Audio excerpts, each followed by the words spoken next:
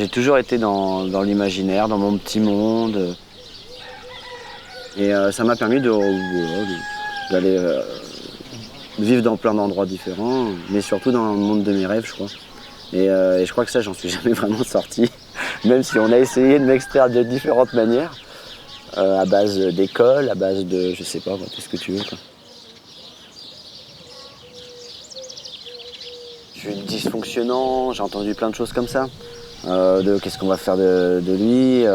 Puis évidemment, quand tu es dans un truc comme ça, tu n'as pas envie de coopérer de trop, quoi.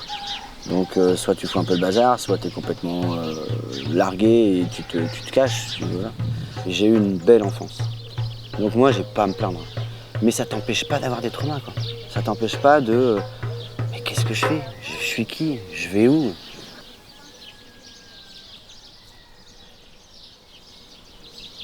À l'échelle du Marais Vernier, je suis arrivé en 2009, il y a 12 ans. J'ai 20 000 euros. J'étais voir une banque, ils m'ont dit ok, on veut bien que tu achètes le terrain, faire un crédit de 50 000 euros. Donc tu vis grâce à ce support. Puis après, tu arrives sur le lieu, il n'y a pas d'eau, il n'y a pas d'électricité, il y a une ruine, il y a un puits, il y a des orties, partout. Et ça m'a tout de suite touché cet environnement qui est très sauvage. J'ai commencé dans une yourte, j'ai pu vivre pendant 7 ans. Ça m'a appris beaucoup de choses sur comment gérer une autre forme d'habitat. Et tu apprends à vivre comme ça, tu entends les oiseaux dehors. Bon, ça c'est très formateur, quoi. Et puis ça m'a permis de pouvoir m'installer. Après, c'est les enfants du village qui sont venus voir ce que je faisais ici. Ah, puis papa, maman, on est rentré dans le yaourt. Voilà la yourte, ah oui, d'accord. Et puis, super. Tu ouvres un peu les yeux à ces gosses-là qui se disent, pourquoi pas? Peut-être moi aussi. Si les parents les conditionnent pas trop.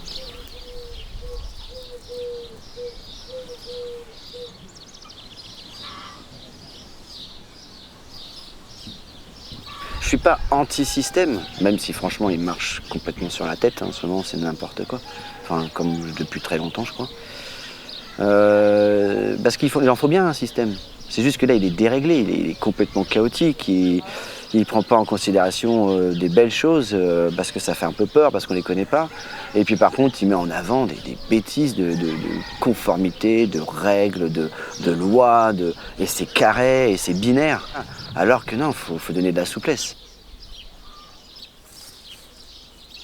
Mais sauf que, bim, mondialisation, nationalité français, t'as les lois françaises, voilà, c'est comme ça. Tout ce que tu fais, ça fait de mal à personne. Mais bon, on sait jamais si tout le monde se met à le faire. Oui, si tout le monde se met à le faire, c'est peut-être parce qu'il faut que ça se fasse. C'est peut-être parce que c'est la solution, justement, quoi.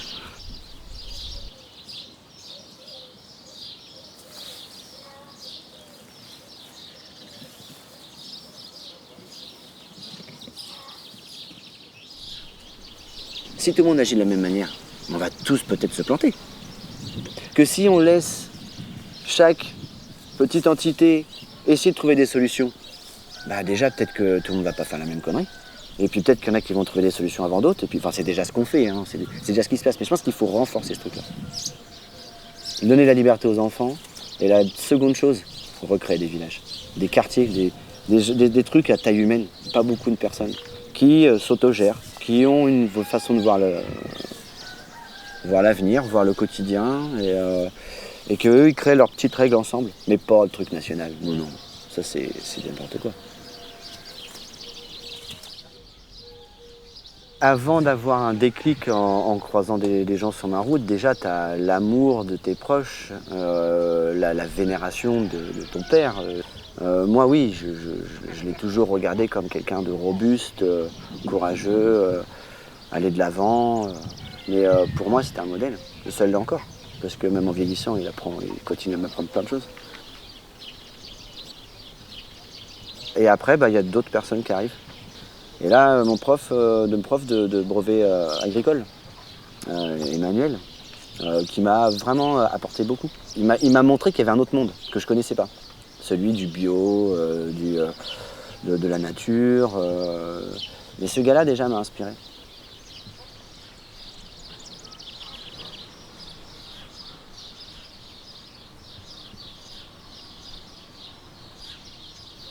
Le monde qu'on a connu, il est fini.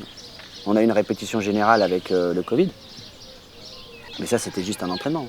Puis c'était rien du tout par rapport à ce qui va arriver. Pénurie du phosphore, pénurie d'eau, flux migratoire, montée des eaux, micro-tornades, changement de climat. Mais attends, ça va être peut-être 50 degrés en Normandie.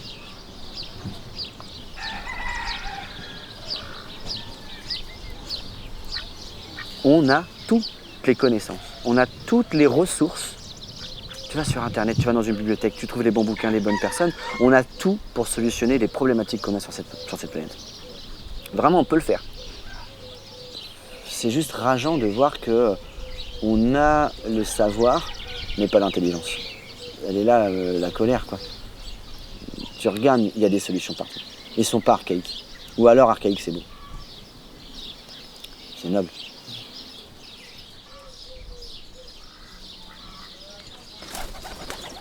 Parce que là, on est en Normandie quand même. Hein. Donc c'est les Vikings, là. Moi, à la limite, j'ai envie de revendiquer même cette appartenance. Parce que, voilà, je trouve ça... Évidemment, ils ont fait pas mal de conneries aussi. Hein. Mais il y a un truc de pluriactivité de l'individu et puis aussi que les femmes peuvent aussi avoir des statuts honnêtes. Voilà. Donc ouais, j'ai envie de dire vive le monde celtique et même peut-être même encore avant, même la préhistoire, l'homme primitif, quoi.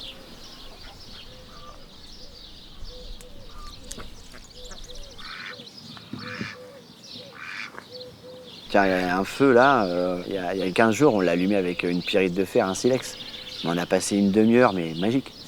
C'est pas pareil, ton feu, il a toute une autre dimension. Ça pétille, quoi. Il y a un truc qui pétille dans les yeux.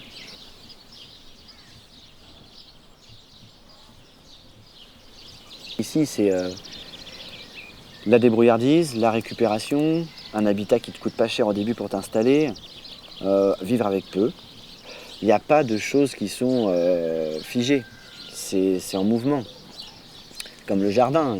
Il pousse, il fane, tu le tailles, tu déplaces, faut que ça respire, faut que ça bouge, quoi. Faut que ça brasse. Et ça, faut le garder, ce monde-là.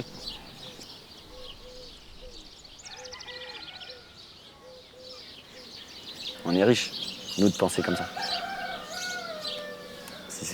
La richesse, c'est pas avoir de l'argent. Ça, c'est faux. Faut qu'on arrête de dire ça aux enfants. On leur ment. C'est un mensonge. Voilà, je crois ça.